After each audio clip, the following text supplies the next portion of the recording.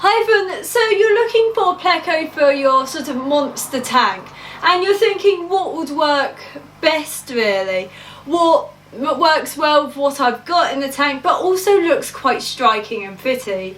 So first I'm going to talk about, I'm going to divide into what you're feeding your fish because Loricariids are quite diverse and they have a variety of different dietary requirements. So first, because it's most common, a lot of people keep predators. Predators can be small and big, but a lot of people use it to refer to larger ones. So the first, really, there are three genera that really would work well. This would be Scobian and Cistrus, Leprocanthus and Pseudocanthus. These are all strict carnivores. They are a lot more boisterous. They are, being carnivores, they won't have issues with whatever might be left over from whatever you're feeding your other fish, whether it be large cichlids or large characins, arowana, stuff like that. It makes them a lot easier to feed. There's a lot wider diversity of food. As long as you get enough to sink to the bottom, which is why I'm not entirely keen on them being with a large number of cichlids, because cichlids will go to the bottom a lot more and grab the food there. But if you can in some way, because these fish are a lot more boisterous, they would work a lot more better if you can target feed. So maybe using a drain pipe, a PVC pipe, maybe not PVC pipes, I think. Drain pipes are usually PVC, but sort of like you would with sturgeon, just to get the food straight to the bottom. It doesn't catch the attention so much of that fish above, and also these fish are more likely to pounce and be a lot more protective of their food. I'd avoid them. Maybe Geophagus are the big one. I'm like, no. Geophagus can smell it out in the dark, they locate it, they shove as much in as possible, and then you're almost polluting your tank. So these are probably the main ones. They come in a variety of prices. I would buy appropriate to the size of your tank and the fish you've got in it. If you've got larger fish that are a bit more boisterous, maybe looking at getting an adult, you're paying a bit more, but you don't have to grow it out, and that could take a bit of time.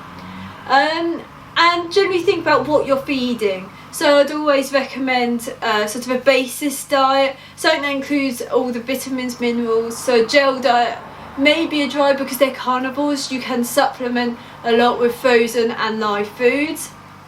Scobian and Cistrus and Leprocanthus. Leprocanthus doesn't get as big. There are smaller members of Scobian and Cistrus as well, but they both of them, Scobian and Cistrus and Leprocanthus, are really good at eating snails. So I would feed sort of larger, if you could get land snails to sink in some way, or sort of aquatic snails would work. Not the small sort of mini ones, but large ones would be a great addition to their diet. So if you've got large characins, nothing that's really going to bother the bottom of the tank, maybe looking at sort of adults of the Loricariidae, subfamily. And I have seen gigantic members, Pseudohemiodon. If you can get a fully grown adult, that would be a challenge, I think, of Pseudohemiodon apithanos, or Loricariidae, or Planilocoria. They could work with certain predators or certain monster fish that aren't going to disturb the sand below. And by giant, I've seen ones that are like that, but not in captivity. So they would take thought when it comes to growing out. They would probably need a tank of their own for a long time. But they are something to consider, potentially not with fish that have a gigantic mouth that could take up anything, because these are elongate fish, but they're something a bit different. And they are, Pseudohemiodon, Planilocoria are carnivores. But bear in mind in the genus Pseudohemiodon, there are smaller members that only get to about 15 centimetres, 20 centimetres. So aim for the larger ones, do your research. Pseudohemiodon lamina, I think, is one of the particularly larger ones. And this is like 30 centimetres not including the tail, and they could get a long streamer. So next let's move on to whether you've got more herbivorous, omnivorous monster fish. So this could be, I guess, stuff like uraru, severums, and my mind has gone blank, maybe pacu, saying as long as they don't, so these ones are probably the most, it's a bit more difficult because they are quite willing to feed at the bottom, especially when it comes to sickness, and they are really, so always think about, will it outcompete and can it outcompete? How fast does it feed? Can I manage this in some way and actually make sure that Loricariidae, that Plec is feeding? So here, people are going to be like, why mention these two? But Pterygoplichthys and Hypostomus. So the Pterygoplichthys, everyone in the trade would say, if they actually care, that if Pterygoplichthys didn't get associated with the common pleco, Gibiceps would be so much more popular. It's striking, it's leopard print, it gets big, it's gorgeous. It doesn't even get that big actually, 45 centimetres plus the tail. Panax get bigger. Pseudocanthicus, there's members of them that get bigger. Acanthicus is like twice the size. So why target Pterygoplichthys?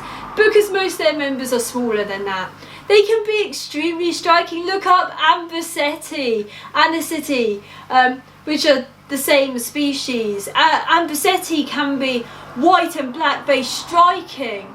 It does get bigger, but then if you look smaller, you got Pavadalis. They're still beautiful fish. Josemanus gets about 40 centimetre standard length. They're striking. Why associate common pleco when they're not even as common as most of these zebra plecos are a lot more common in the trade. A lot more people own them. Ambrosetti is almost unseen. Panabe you never see in captivity. Literatus, I've seen one that I can confirm, maybe two. Panabe, a little bit more difficult to say. Zinguensis, never seen, I don't think, in captivity. But everyone focuses on common pleco when they're not. They can be extremely striking. Literatus you can get in the trade. They can be exported. It's just annoying because these are great fishes, extremely adaptable. There are invasive populations of Disjunctivus, which is a larger elongate species, still very striking. Obviously in the USA, Southeast Asia, potentially Africa, and potentially places in Europe, but just don't release them. Doesn't mean that, so how are people going to start banning, like, or saying that no one should ever keep a royal python, or even actually no one should ever keep dogs or cats because there's feral populations, because some people can't, like, they just release their animals or they escape and they're not managed. So these fishes are really beautiful and they do deserve respect. They live a long time, but so do most Loricariids. And by calling them common plecos and just sort of disregarding them, they like saying common plecos and just blanketing it. It just makes them less. Probably the owners even care about them less. They want something that someone goes, oh, you've got that. That's really cool. No one has that. But to be honest, very few people have quite a few species, and they fluctuate a lot. There's so many that need homes. They're detritivores and they're generalists. They can feed on a wide diversity of things. They're a lot easier to feed than many other species, and they grow a lot easier. And so I tested this. When I worked in the trade, I imported, I ordered wild Pterygoplichthys weberi, which is a grey base, black spots from memory. I know it when I see it. And they're white seams because they're juvenile, so they get those lovely white seams. But so I decided, let's label them. They are common pleco, but let's try a different name. So I labelled them as their what was the other name? There is another name for them, so I used that name. Guess what? Everyone wanted them. They were small, they're cute. They only get to, what was it, 20, 15 centimetre standard length, so they are a smaller common pleco. But people wanted them. If I imported Gibiceps and put common pleco on it, no one would want them. Or if I put Gibiceps, if I imported anything and just put common pleco, no one's going to want it, because people get, I don't know, the common bristlenose. I call it that. It is common. It's way more common than common plecos, but people don't like that name because it says common. But species names with vulgaris means common, so I can't think of any animals with vulgaris, but there's plenty of plants. It doesn't mean they're common now. A lot of what was once common is now no longer common. The common toad is no longer as common as it was, and it's probably the most common toad, but it's like, well, there's way more frogs, so it's not a common animal at all. And people just get so worked up on common names that they're so easy to mess with, and I would be happy to, I don't know, if they were gone, it would be so much easier, because people buy based on common names. Dragon eye for a telescope, telescope goldfish. Penguin tetra, penguin cells, panda cells, anything that sounds cute, even though penguin tetra are really ugly, plain, etc. Barla shark, anything with shark cells, because why would you want a barla shark if it was just, sorry, also known as silver shark. Barla shark makes sense because of the genus name. Sorry, guinea pigs deciding to chew on something down there. It's got a wicker ball, hence why you can hear. Yeah. But people just get so worked up on common names. So I'm also including Hypostomus here. Hypostomus is generally very adaptable. There's a wide diversity. I think there's over 50 species described. Just these are going to be a lot more adaptable when you've got herbivorous and omnivorous, even carnivorous species, but make sure you meet their dietary requirements. You've got like Hypostomus luteus that, well, either spotted to gold colour. It is expensive, but you can't blanket certain genera and stuff. Oh, okay, you finished now. Are you moving on to destroying something else? Yeah, looks like destroying something else. So yeah, if you get what I mean, like Hypostomus is well worth looking at. There's a variety of sizes, 20 to 50 centimetre standard length.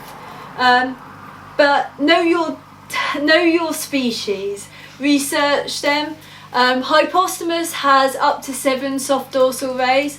Pterygoplichthys will have many more, usually I think like 10 or more, so that's a real surefire way to know difference. The rest, especially markings, just research and compare photos on reliable websites, because the amount of websites that say Hypostomus plecostomus or Hypostomus plecostomus, it ain't a Hypostomus plecostomus. I've seen royals, a panax labelled under that.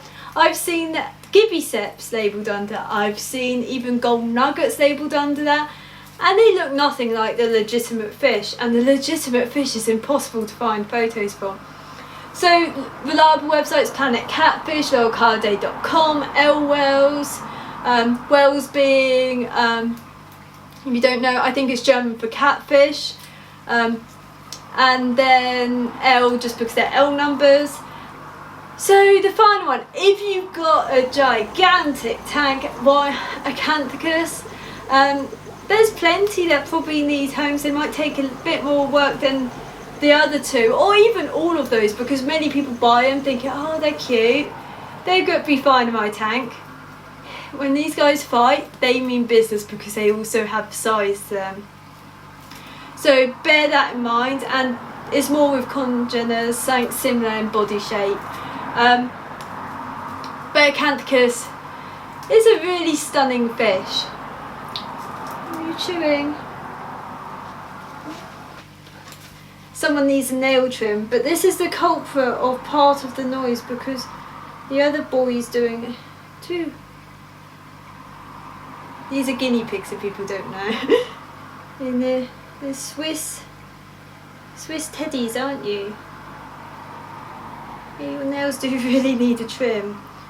Yeah, they're little noisy buggers. At least they're not screaming, which is what they normally do. Okay. Anyway, I think I've probably ranted enough, and generally research, consider everything. Anyway, thank you for watching. If you like my videos, please comment, subscribe, like, whatever, and thank you.